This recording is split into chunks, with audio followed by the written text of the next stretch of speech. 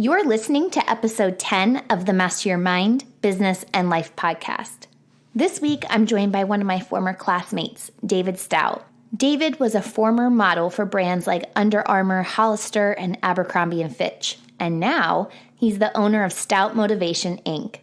He's here to tell us how we can give 100% effort in all areas of life. So tune in, turn it up, and let's go.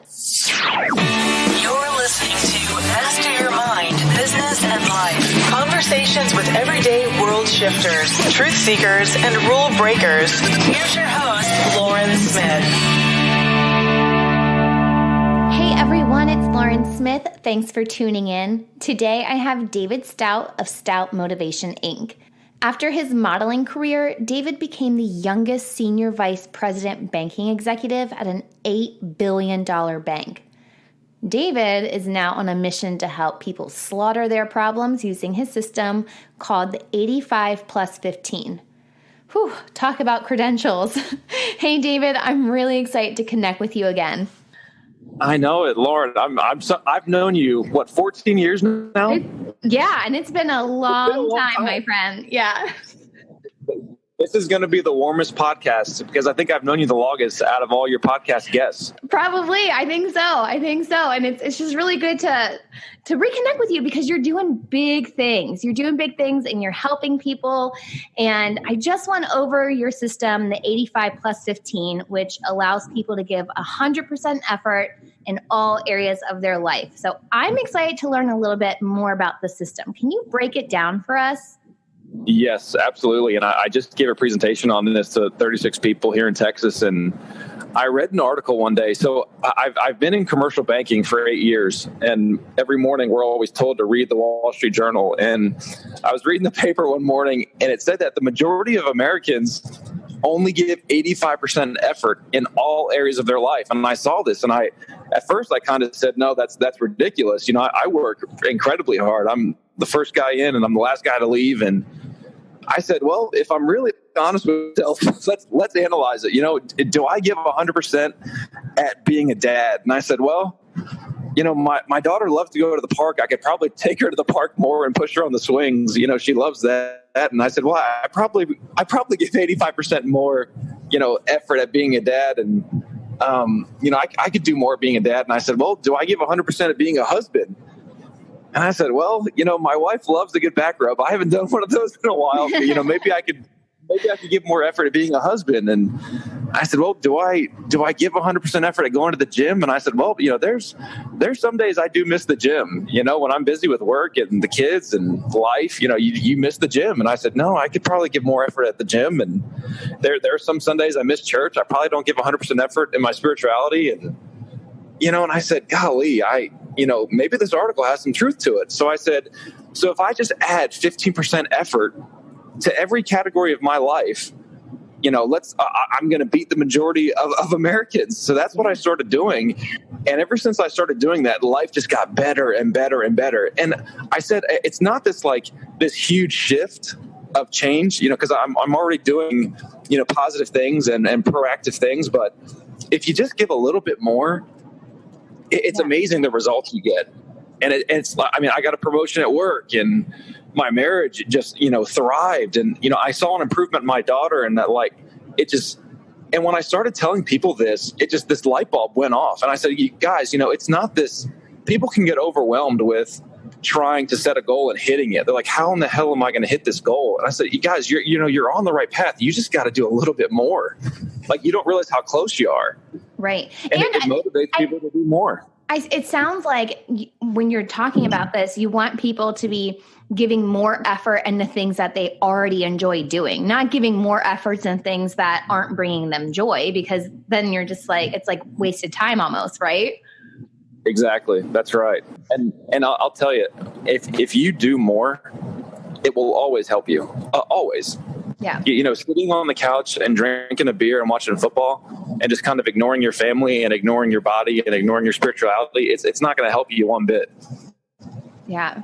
So now I've listened to your podcast and I follow you on Facebook, and I know a little bit about what's happened to you since I last saw you in high school, but in the same breath, I'm still not really sure what your journey has looked like. So can you just give us a recap of your journey and how you got to where you are today? What does that all look like? Yeah, absolutely. And I'll tell you, and I say this with all the respect in the world. I have a wife and I have a daughter, and I'll tell you, in high school, I had the biggest crush on you, and I think you and your family you're so beautiful. And I knew you were successful even back then. Like even when you were a young kid, you know, when you meet somebody and you say, this person's just got something special, and you can just tell, you know, that's you. Oh, you just made my heart smile. Thank you. But no, after college, I said, I really want to try this whole modeling thing. And I was represented by Jeff and Mary Clark. They actually founded Ashton Kutcher with Mother Model Management. And they said, David, we want you to move to New York City and model. And I said, okay, great, let's do it. So I went to New York City and I modeled for Under Armour and Hollister and Abercrombie Fitch. And I was having a lot of fun. It's just, in New York, it's when you're in your young 20s, New York can be very expensive and you can run out of money really fast. And that's what happened. I ran out and I said, this is no good. And I remember I used to sleep. There was a gym, 24-hour fitness gym on 600 and Broadway. And when I ran out of money, I used to sleep in the gym, Lauren. I mean, wow. That's what I did. They had a yoga studio there, and I would work out and I would sleep in this yoga studio, and the manager would say, you know, David, you can't sleep here. And I'd say, no, I'm just meditating. I'm doing my yoga. And I'd have my earphones in and just claim I was meditating. Really, and I said, okay, this is no good. So I need to get an office job. I guess I chased my dream. I somewhat achieved it. You know, I was a paid model in New York City and had a lot of fun. And I called up my sister and I said, sis, I need some help. I'm out of money. And she said, okay, I want you to go to this bank, put on a suit and tie, go to this bank and give them your resume and tell them you're my sister, or tell them you're my brother and I'm your sister, and they'll give you a job.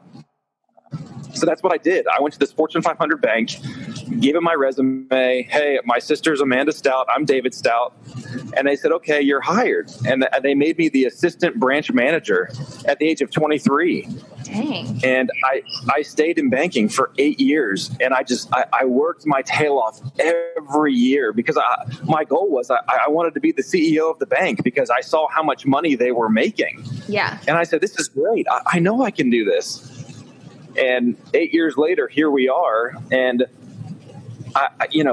banking is such a cushy job.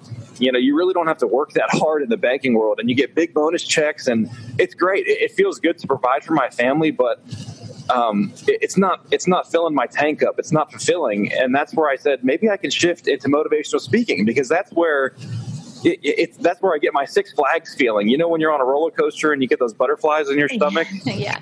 Yeah, that's you get that when you work on your business, right? Yeah. So I said, this is where I'm meant to be, and helping people and motivating people. I mean, there's no better feeling than that. I mean, in the banking world, I could close a $20 million deal, and that's great, right? It feels good. But helping someone get through the loss of a loved one, or helping someone whose family member has cancer, or helping a kid who's getting bullied in school, I mean, I've always wanted that. Like my whole life, I've always wanted somebody to call me up and motivate me or give me a little pep talk, right? I've always wanted that. And I said, I wonder if, Lauren, I would literally pay someone to call me up and give me a pep talk. I would love that. Yeah. Just for someone to call me up and say, hey, I believe in you. You can do it. You're strong. You know, you got, yeah. You know, and I said, I wonder if other people would want that too. So that's what I started doing. I said, I'm going to rent out some office space. I'm going to hire some people, and we're going to make phone calls all day long and just motivate people. And that's what we're going to do. And it was funny when it first started.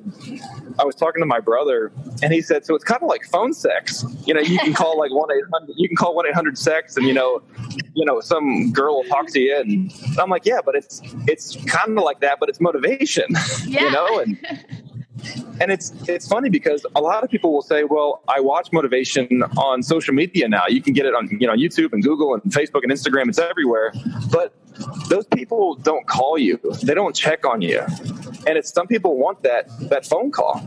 Yeah. And it's been great because I never realized how many people feel lonely or depressed or overweight. Or I mean, it's unbelievable how many people suffer from anxiety. I've met people who can't sleep at night because they're so anxious and their heart is beating so they'll cry themselves to sleep at night.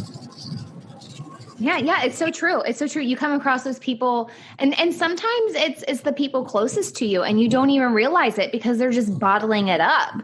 And like they'll finally have that breakdown and it's just like, whoa, like you've been keeping this inside for so long and it's just been eating you. And then what do you feel? You feel terrible for not knowing that they're going through it. So I agree how amazing to have someone who just listens to you, who's there for you and is like, you're worthy, you are enough just the way that you are. Like I could have used that talk a million times in my life.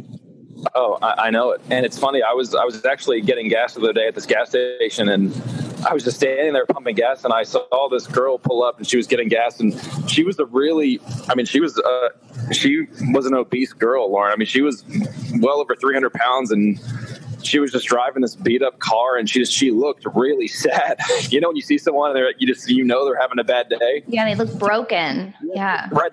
She looked totally broken. Right. And I walked up to her and I said, look, I'm David. And I gave her my card and I said, if there's anything I can do to help you, I will. And now I'm keeping in touch with her. She's losing weight. I mean, like she's getting straight A's in school. Like all she needed was just somebody to believe in her. Like that's it. Man. And it's just, a lot of people don't have that. That's so true. So true. So when you come across someone like that, are there any things that you say or do to, one, improve their mindset and two, help them take more action? I do. I recommend, and Lauren, I'm not a doctor. I didn't study psychology. I can't prescribe you pills, nor do I want to. I don't believe in pills, but I do promote positive thinking and I do promote people to read more books. I'm a busy guy. I don't have a lot of time to read. So I do a lot of books on audio tape and on my iPhone. And I tell people just talking about the problem will make it go away. But a lot of times, like that girl at the gas station, she doesn't want to walk up to someone and say, look, I'm sad. It takes someone to walk up to her and say, hey, I'm David. And if there's anything I can do to help you, I will. And, I believe in you. And, you are strong. You do have greatness inside of you. I know there's a champion in there. I know it. And just by hearing that, her whole face just lit up. Her whole face changed. Yeah. And because maybe they don't hear that a lot. Maybe they hear, hey, you're fat. Hey, you're stupid. Hey, you're lazy. And then that becomes their inner dialogue. That's the thing that they start thinking about themselves. And that doesn't define them, but that becomes defining to them. That's right. And that's one thing I promote a lot in my live talks. When I always say how you treat yourself, you're telling the world that you're giving the world a blueprint of how to treat you. So if you're going to treat yourself poorly and if you're going to smoke weed and drink alcohol and not work out and not read books, how do you think the world is going to treat you? Like if I treat myself like shit, which I have before in my life, the world has treated me that same way. But when I've truly loved myself and respected myself and cherished myself, the world has treated me like gold. Right. I mean, there's a real science to it. And it's a conscious effort too. Like it's just not an overnight thing. Like you consciously have to work towards that. Right. And I always say this, our brains are like computers, Lauren. Sometimes you just got to hit the refresh button. And there are days where I speak to live audiences and I have live speaking opportunities and I got to get up on a stage and talk. And even before the presentation, I think, who am I to give advice to these people? I'm not worthy of this. And I catch myself and I'll say, hey, I need to hit the refresh button. I can do this. I can help people. Even if I can just touch one person, it's going to help. Yeah. That's so funny you say that. I use kind of that same thing with my kids. Sometimes we'll just get off the day on a really bad foot. It happens. Like, you just can't find a shoe, whatever happens. And that the tension builds up. But sometimes I'm just like, okay, like, stop. We're going to restart this day. Like rewind, pretend it didn't happen. This is our new beginning. And people sometimes are always waiting for, we'll do it tomorrow. Or, there's always an excuse, but you have the choice at any given moment to be like, okay, I'm going to change my mood. I'm going to take action for my choices, and I'm just going to hit that refresh button. I like that. Just refresh. I know. And you hit the nail on the head right there. And I used to always believe in the success fairy, right? There was this little success fairy that would fly around and sprinkle its dust on certain people, right? And I'd always think, I just want some of this magical dust because I want to be successful, right? So I can provide for my wife and my daughter. And one day it just hit me. I said, there is no such thing as a success fairy. Being successful is a choice. And I said, I could be a banker forever, Lauren, and I could retire and I could be comfortable, and that's great, but I'm not going to be fulfilled. I'll make $250K for the rest of my life. And I said, I think I know there's more in me. I know I don't want to leave this planet without at least trying. You can't win if you don't try. Yeah. You're fulfilling your purpose. That's right. And I say that a lot to people. And, if a lot of people get discouraged because, and I meet a lot of people who just can't lose weight. And I'll say, but you're not even trying. It's that you're literally sitting in a chair and crying that you can't lose weight. You're not going in. You're not eating nutritious food. You're not even trying. So what do you expect to happen? Or I met a lady recently and her business was down and she was so upset that she lost one of her clients. And I said, you don't understand. Your pipeline is broken. You're sitting here feeling the sting of a lost client when you could go out and get 10 more. Your pipeline is broken. And it just that little, hit the refresh button. It just totally changed her whole mind. And now her business is back up again. It's just that little sentence. That's so true. Now, you mentioned weight a few times. Is that like the number one struggle that comes up in your clients is weight loss, or is it just kind of all over the map? That's a great question. It has been recently because Lauren, if you don't work out, you're not going to be happy because your endorphins aren't going. So it's like a cycle, right? So I've noticed, and just by studying the science of happiness, you need certain things to be happy. You need perceived control. Like you need to have perceived control. Like right now, I can drive my car and I control how fast I'm going because I'm driving it. I control it. Like I control what I put into my mouth and what I eat. And you need to have perceived progress. So if you're working towards something and you're not even checking on the progress, or you're not journaling it, or have a diary, okay, you're not going to be happy. Or I'm seeing a lot of people who work in corporate jobs right now that just feel like there's no progress. They feel like they're not moving up within the company. You need to exercise, I believe, to be happy, because sitting still, you're stagnant. And I've never seen anyone work out and not be happy, because your body is moving, blood is flowing. And there are days where I'll be in my office and I'll just do 10 jumping jacks in my suit and tie. And just that little spurt kind of gets me going and it gets me uplifted. Yeah. And it's amazing how fitness and happiness, relate, just with all the research that shows that.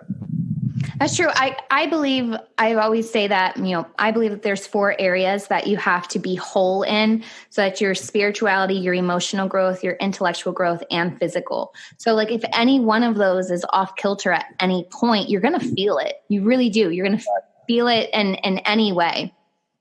Right. Absolutely.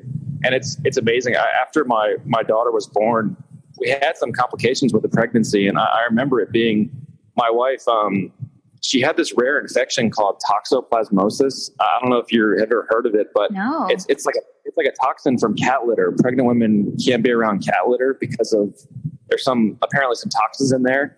And she had this rare toxoplasmosis, and it's so rare that there's only one lab in the whole country that even tests for it. It's in Palo Alto. And all the doctors, they scared the hell out of my wife. Every visit, we had to go to the doctor once a week, every week for the entire pregnancy. And the doctor said, number 1, your baby might not even make it.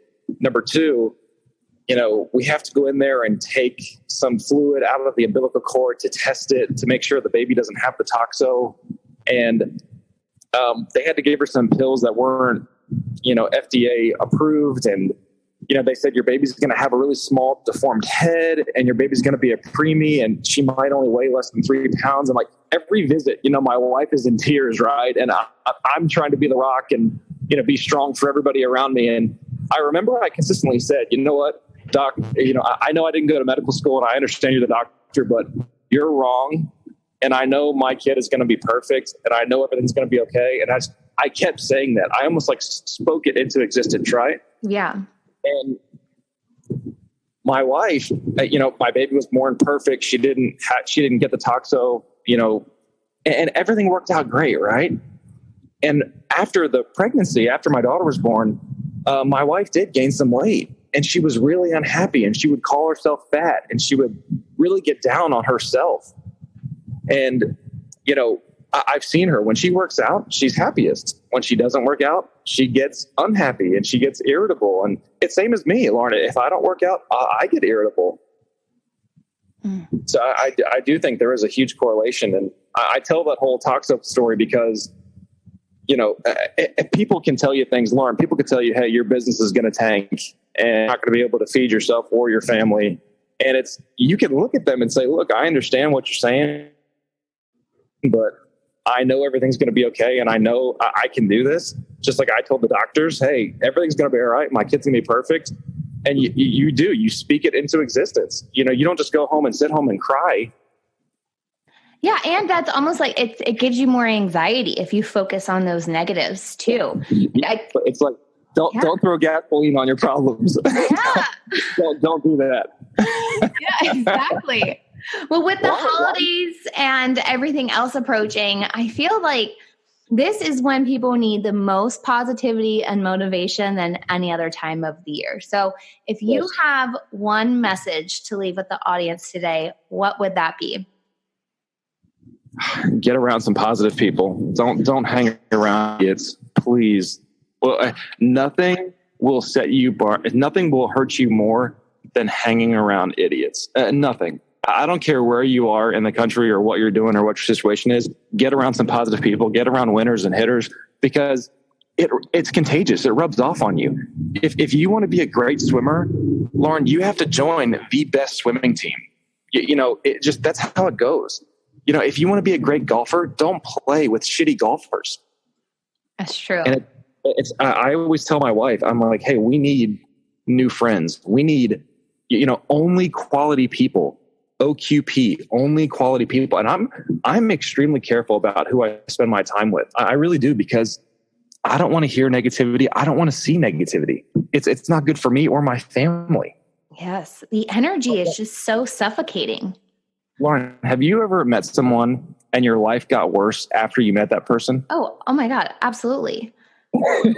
Or have you ever met someone and your life got better after meeting that person? Absolutely. That's how you know you have a true friend. It's so true. And sometimes you can get caught up. I'm an empath for sure. So I definitely feel other people's energies, and it has, I can be brought down very quickly and I can be brought up very quickly.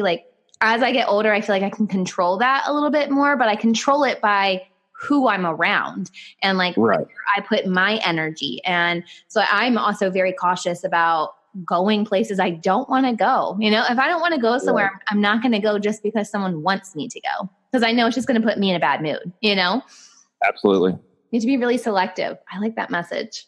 What puts you in a bad mood, Lauren? What gets you really down really quick? Man, I don't know, because I'm actually kind of a hard person to make angry in general. I know that's because you're so sweet. You don't have a bad bone in your body.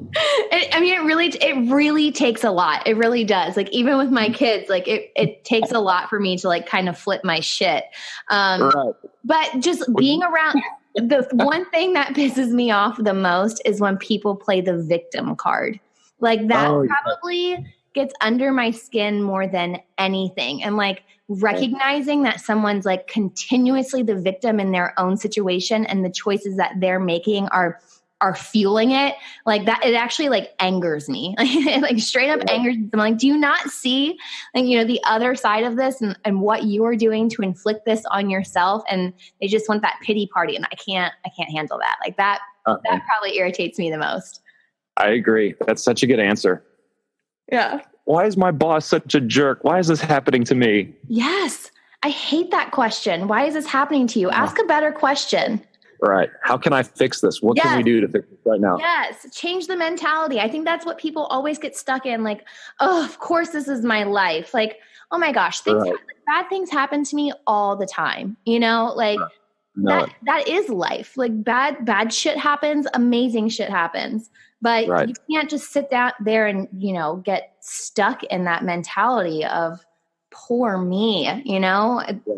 There's always someone else out there who's worse off than you. Like when I was in Bali, I saw a man, and he literally was in a shack. We were hiking through the rice fields, and he was literally in a shack, and he just had like a loincloth on, essentially. Like that's all he had.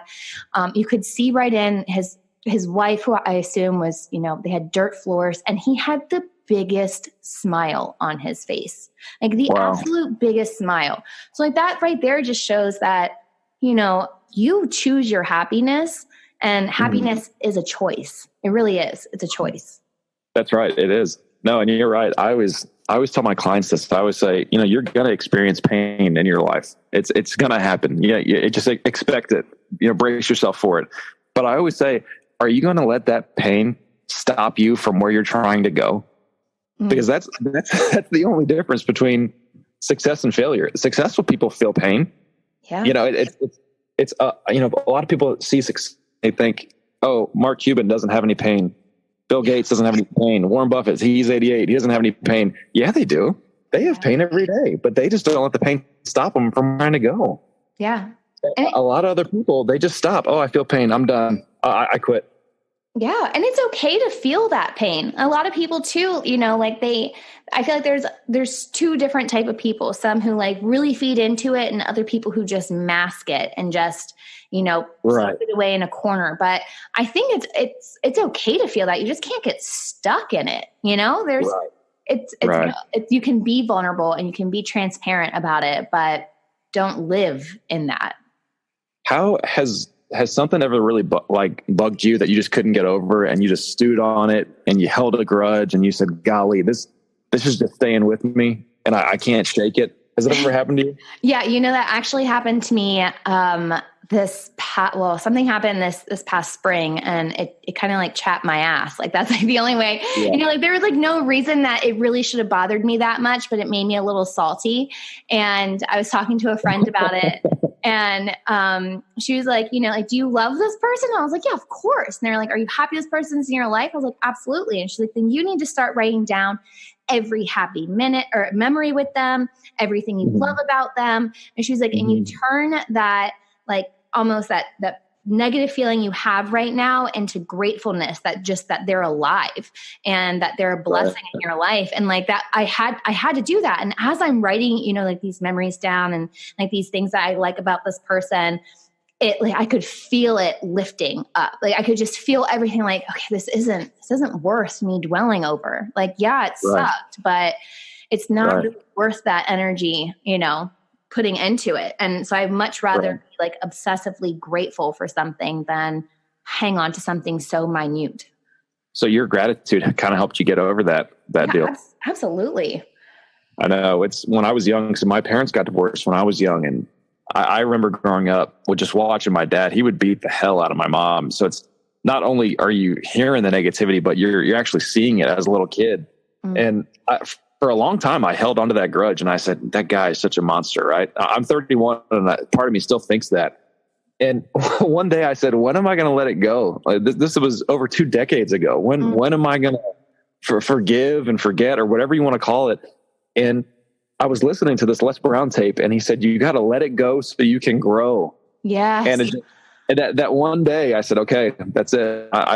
It's hurting me by hanging on to it. So I'm going to let it go. And I'm going to be a role model for my daughter and be an example for my family and my wife. And just letting it go has helped me so much. And I've grown a lot from it. Yeah, because now you know that's not the type of father or husband that you're going to be. Like you can completely flip that and just be like, that's my fuel to never be like that.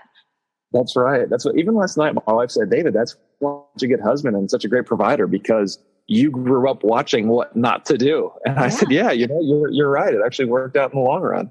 Yeah. And you find those people too, like, you know, if someone was an alcoholic and had an alcoholic parent, there's a 50-50 chance that that kid will be an alcoholic or that kid will never touch alcohol. But the choice is that kid's, has nothing else to do other than the choice that they ultimately choose down the road. That's right. Lauren, let me ask you this, because lately I've been having a lot of clients and they say, well, David, I need more money. Like I'm broke. So what do you think that people I know for me in my life, being a banker, I was so obsessed with money. That's all I want. I didn't even getting my big bonus check meant more to me than anything, more than spending extra time with my wife or daughter or going to a nightclub. I was working because I wanted the money. And I remember my wife and I had some arguments. She would say, David, you're so obsessed with the money. What's the deal?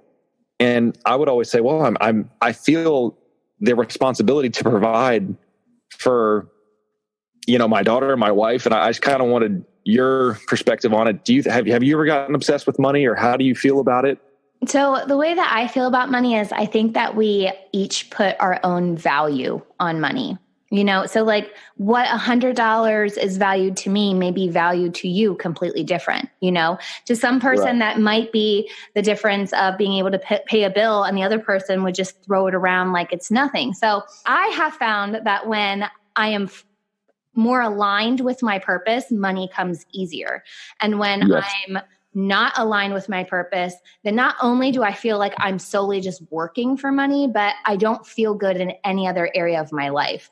So, I would I had to give, like last year I gave up clients. I literally quit clients because I was so burnt out on managing people's social media. Like I could not manage another account. I had done it for so long and it wasn't fulfilling me at all. So I was like, what I had to do is like, I had to quit them. Like I had to quit. And it didn't matter if I was losing money at the time, because of my happiness, like my purpose was worth so much more than that. And then I had gotten so burnt out. I shared this on last week's episode that in January, I was stressed out to the point that I was in the hospital, and the doctor was he's like, stress is the only thing that could cause this. I was having like extreme pain in my left rib. Like it felt like someone was repeatedly stabbing me to the point I couldn't even get out of bed. And they were like, this only happens with overweight people who are over the age of 50. He's like going through all these things. And he's like, the only thing it could be for you is stress. He's like, are you stressed out right now? I was like, oh my God, I am. I am. And that's just one of those things, like then money's not worth it. Like the hustle, like that wasn't worth it to me. I had to rebalance my life and really prioritize what was important to me. So making, more money at the time, I was like, no, I got to quit that. I need to put that behind me. And I'll even tell you a story. When my daughter was born, so we had those complications during the pregnancy, and the medical bills, Lauren, just hammered me. Yeah. And we knew how we were just, I was bleeding money. Right. And I was like, golly, all my bonus checks that I thought that were huge at the time are kind of getting eaten alive. So when my daughter was born, I remember Blue Cross Blue Shield called me up and they said, oh, you owe us another $2,000 or whatever it was. And I said, look, you're going to have to wait till next payday because I've given you all the money I have. Yeah. I remember literally I was rocking my daughter to sleep one night and I looked at her and I said, we will never be broke ever again. Mm-hmm. And literally for the next 3 years, I just buckled down and that's all I did. What was just the money. And I'm glad I did it because it got me into a good position now. My family and my daughter and I were in a good, financial position now. And I remember I always like to read her a book at night and rock her to bed and, or I'll rub her back as she goes to bed. And, I was just thinking to myself, I said, one day my daughter's going to grow up and she's going to say, Daddy, what do? You do for a living? Or where do you work? And I don't want her to see a guy that goes to an office all day and crunches numbers all day and just kind of works at a job that doesn't even excite him just for a paycheck. I don't want her to see that. When she goes, right.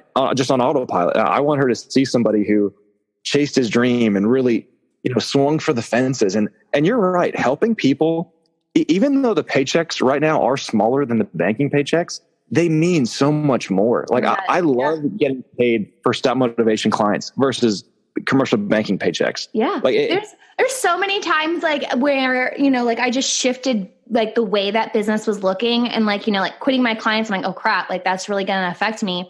And people would be like, oh, so are you going to go get a 9-to-5 job? I'm like, hell no. Like, are you crazy? Like I would much rather live broke for the next 5 months than go back and do that. And like, they can't grasp it. I'm like, that's not for me. Like I'm not a 9-to-5 person. I'm more like creative and I like the freedom that, being an entrepreneur allows, but I cannot work for someone else's dream, right.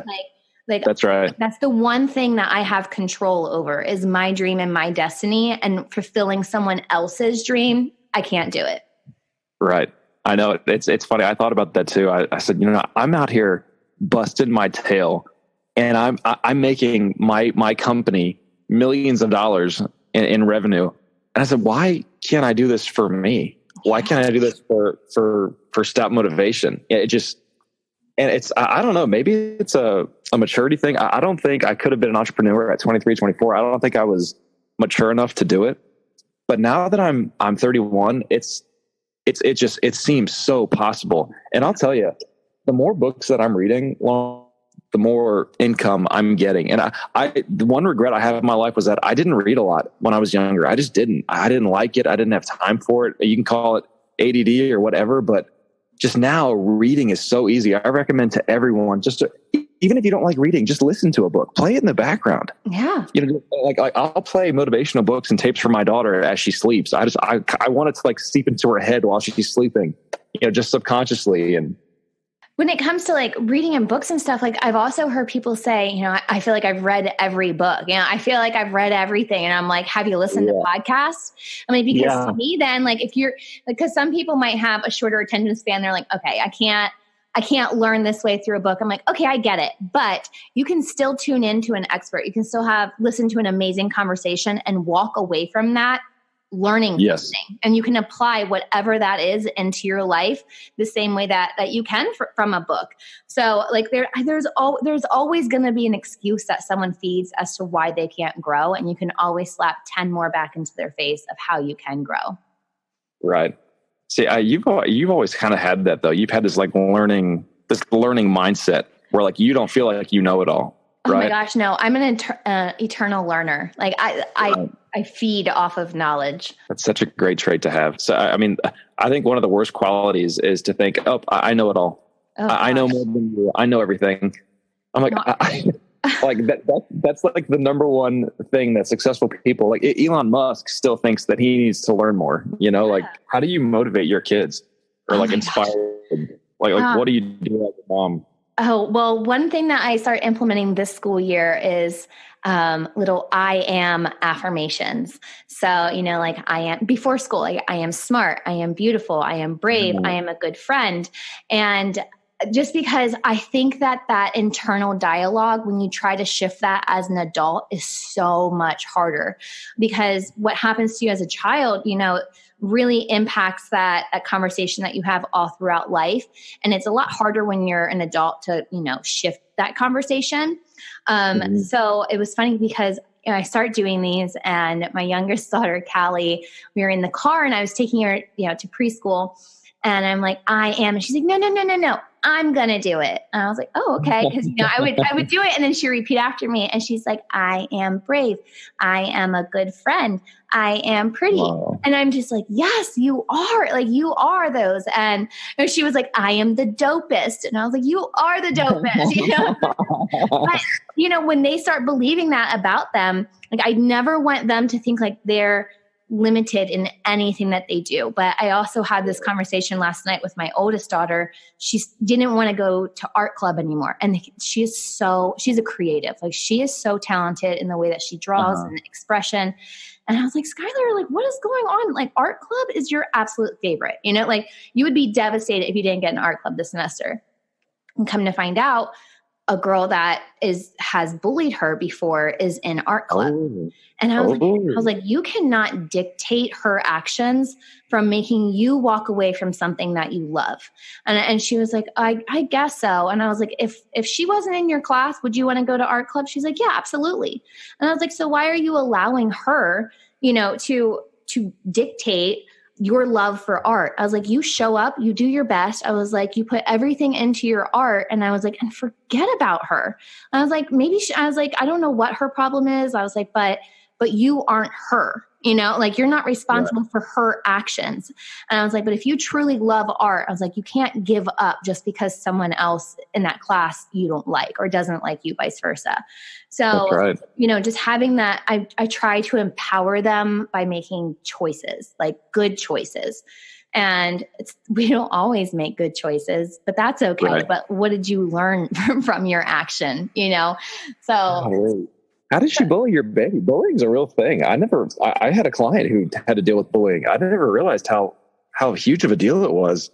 Yeah. So she goes to a classical academy, so they have to wear uniforms. And they had one day last year that I think it was like a spring picture day, and you could wear whatever you wanted. And Skylar's grandmother had sent her a dress for Easter. And she was like, I'm going to wear this dress. And I tell you, the night before, I have a video of her just like spinning in the dress, and her face is like lit up and just so happy. And the next day I pick her up from school and she gets into the car. I mean, her butt didn't even hit the seat and she's just bawling hysterically. And I was like, oh my God, like what happened? And she was like, they were making fun of my dress, and they were just saying like so many negative things about it that she told me she never wanted to wear the dress again. She was never not going to dress in uniform again. Like, because they had the choice, you could wear uniform or not. And she was her heart. Yeah, she was so devastated about what these girls said, like mean girls said. Right. And I think what had hurt her the most was when one person said it, it was like the bully train, like then everyone had the backbone to say something. And so there wasn't just one person, it was, two other people that then tagged along on that. So I had posted a picture on Facebook and, all these people are just like commenting. They're like, Skylar, you're so beautiful. I love your dress. And there was over 100 comments. And I showed it to Skylar, and my sole purpose for posting that picture was not to get like, oh, poor Skylar. It was to show her that the opinion of 1 or 3 or 10 is not the opinion of other people. And that opinion of someone negative should not become what you think about yourself. And I was like, do you love that dress? She's like, I love it so much. I'm like, great, let's wear it again. Like what does it matter if they don't like it? It's not their style. Who cares? Tons of things that I see that celebrities wear that I would never wear, like, does that make me awful for not liking their fashion style? No, but that's a choice of mine. It's not how I dress. It's not my thing. And that's okay to be different. Wow. Wait, how old is she now? She'll be 9 in 2 weeks. She'll be 9? Yeah. Oh my goodness. Crazy. What big dreams? Like, I want to be an astronaut, or I want to be, the next president. She wants to be an artist. She wants to, and that's why. That's her. And you promote that? You're like, hey, I want you to chase your dream. Do it. Oh my gosh. I told her, I was like, Sky, what we should do. I was like, you should have a kid's book. I'm like, you illustrate it. I'll help you write it. I'm like, look, you could be a published author by the time you're 10, and she's like, oh, I never thought about that. I'm like, the world is yours, girl. Like, what do you want to do? Oh my goodness. You're such a good mom. I can tell she loves you to death. Oh, they're such good kids. I know, it's funny. I was talking, one of my coworkers said, because her daughter's same age, around 8 or 9, and the principal called her in, and they're testing her for ADD and all these other disorders, and she wanted to be a dancer or an artist, and they were like trying to talk her out of it. They're like, no, you should be a veterinarian or like an accountant or have a stable job. And I was like, why are you talking a little kid out of her dream? Let her. It's okay to dream. Yeah. When you're a kid, you're allowed to dream, but when you're adults, you're not allowed to dream. Yeah. It's kind of a funny shift. You have to be so strong to hang on to your dreams, even as a little kid. I mean, just to say, no, I'm going to chase my dream anyway. I mean, 17 people could say, don't do it. A lot of people told me, don't do this whole Stout Motivation thing. And even people close to me said, don't do it. And I'm sure people told you, hey, you might want to get a safe, secure job. Don't try entrepreneurship. You don't have a stomach for it. Like seriously, do you ever get worried about how you're going to provide for you and your kids? Like, do you ever think about that? Oh my gosh, all the time. And when I had quit, because I actually started when I was in college, and I had priced my services so low that when we moved to Florida, it just all came crashing down. Like I had to borrow money from my dad, just like feed my family. And everyone's like, "Oh, Lauren, you're getting so skinny." I'm like, "Y'all, I haven't eaten in like a week, like I'm living off cereal and peanut butter and jellies, if that." And, so that's why I ended up taking the job at Ford, because at that time I was like, this is my only option. But then I had that mentality. I was like, nope, like I just need to get one client and I can quit this. And when I set like smaller goals for myself, like I'm a big goal person, but I need those smaller milestones to hold me accountable. So I want the podcast to reach 1 million listeners. Sure. But I have to hit 1,000 first. And then I have to hit 5,000. So like they're little check marks. And once I started doing that, it seems like more obtainable, and it doesn't give me as much anxiety as like that big picture goal to me, because I think that big picture goal is sometimes what makes, people a little bit more fearful, and they're like, oh, that's a lot. It's going to take a lot to get there. Oh, you're right. It's going to take a lot to get there. But what's the smaller actions that you can do that you can do right now in this moment to get to that big goal? That's right. Absolutely. People always get derailed with how, like, you're right. They see that big picture and like, but how the hell are we going to get there? And, like for me, like I always wanted, and I always thought this, I always wanted, a wife and a house and kids and a family. Like I've always wanted that. Even when I was young, I've wanted that. And I remember being in my 20s thinking, how am I ever going to get that? How? And then I was like, well, I guess I need a date first. And so I would, find a nice girl and say, hey, do you want to go on a date with me? But so I would set these little goals and just not get so derailed in the details of how are we get this. Yeah. The details can crush you. I know it. I could not be more happy and proud of you for what you're doing and where you're going. Well, same back to you. I knew you were special 14 years ago. Oh man, you're so awesome. Do you ever think, Lauren, like I got excited because I said, if I can build up Stout Motivation over time, my 3-year-old daughter can grow up and work in the family company. Do you ever think about that too? Like your kids can work with you?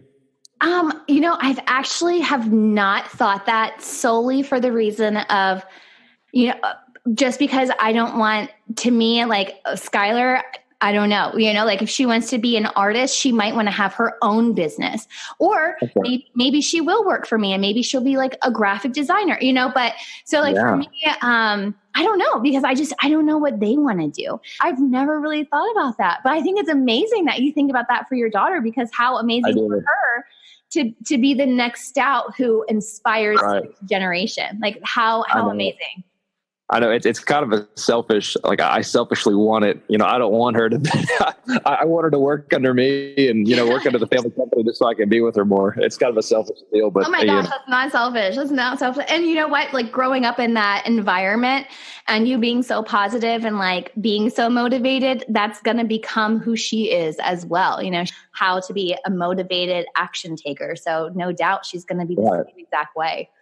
Lauren, when you walk by people, do you smile at them, or all just the time. You say, "Oh, hello, hi, how are you? Good morning." I at least smile at people. Like sometimes, like I at least smile at them, and then sometimes, like I'll say, "Hey," and it's surprising how many people don't say hello back. Or I know. No, I work in this office building here in Fort Worth, Texas, and there's 49 floors in the office building, and there's just people just walk in and they just look like they're just, I call it the Walking Dead. They just look lifeless. And I'm like, nobody smiles. Nobody will even look you in the eye. So, oh, good morning. How are you? I'm David. Or let me hold the door open for you. Or, when you get on an elevator and you try to catch it and nobody holds it open for you. And, just guys, we don't have to be so, cold or dead-like, or, just at least be alive. And even, and Lauren, I'm a pretty intense guy. And my wife, sometimes she'll be, David, you're getting a little intense. And I'll always say, hey, at least I'm alive. At least I'm not dead. Even for clients, I told them, I said, hey, I'm doing this speaking opportunity and I'm going to play some intro music and it's going to be great, because I'd never done intro music before. And I said, I'm going to do it. And she said, David, you might not want the introduction music. I said, no, I'm going to try it. I think it'll really be good. And I think it went over well, but some people in the audience looked at me like, oh, great. We got the rah-rah guy. We got the positivity guy. And just people are so quick to, be negative. 87% of our thoughts are negative. And why can't you flip that? Just hit the refresh button. And sometimes you need a phone call to refresh that brain, That's so true. So I think that our audience should call you when they need that refresh button. So how can they learn more about you or get in connection with you?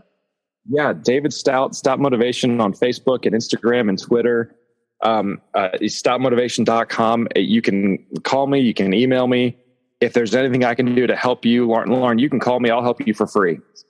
I'll give you the friends and family discount. If you're ever feeling down, you call me up and I'll help you hit the refresh button. Okay. You know what? The same goes for you too. If you ever need to pick me up, you call me. I don't know what the words will be at the time, but I'll find them.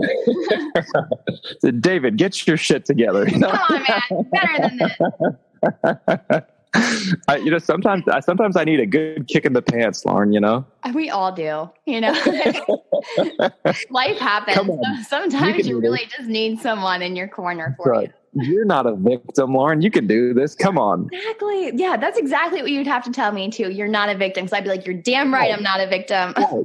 You've conquered much, you climbed much higher mountains than this. You can get this. You can do this. It's just, people don't realize the product of positivity and what it really does for us. I know. I never believed how powerful for someone to believe in you. I mean, when people believe in me and they tell me that to my face, I'm like weak in the knees. I'm putty in your hand. Yeah. I mean, that's like the keys to my heart. If you just believe in me, I mean, there's something. And I said, golly, I'm going to do that to my clients. I'm just going to believe in them and look at them in the eye and say, hey, there's someone out here in this community that is rooting for you and pulling for you and helping you and believing in you. And it's so powerful to see that, because clients want to do well and they'll come back to me and say, David, hey, I took your advice and it worked and it helped and you believed in me. And it's like they almost want to make me proud in a weird way. Yeah. I know you are going to have massive success and happiness and prosperity in your life. I know, but like if you were a stock, I would buy you. Well, I know you're going to be massively successful because you already are. I appreciate that. Keep growing. I look forward just to staying in touch with you and checking in on you and seeing how you're doing and how the kids are doing and your success and your achievements. Perfect. We can hold each other accountable. I like it. I want to do some joint ventures with you, Lauren. Yes. We'll team up on some deals. All right. And then we'll be back for another episode to tell everyone what we're doing. That's right. All right, David. Thank you for joining me. I know I've eaten up a lot of your time today, but it was a really great call. And I know that, our listeners are going to walk away with probably more than they bargained for. Yes. Thank you. They got some good nuggets out of this one. Yes. And everyone needs to go listen to David's podcast, 85 plus 15. You can find him on Apple Podcasts, Spotify, Stitcher, all the big ones, right? Yes, ma'am. All right. Well, thanks again, David. Thank you, Lauren. We'll talk to you soon, okay? All right. Before we sign off for today's episode, I wanted to let you know that I have a new training coming up. It's called Mastering Instagram, and it's a course for brands who want to start or enhance their presence on the fastest growing social platform ever. Instagram gets about 60% more engagement for brands than Facebook does. So if you're not utilizing it, I suggest you level up your presence soon. The 4-part video training launches November 1st, but I'm offering early bird pricing for those who register before October 31st. Head to my website, laurensmithbiz.com, for more information. I'm also posting on my social channels. Just follow me at laurensmithbiz.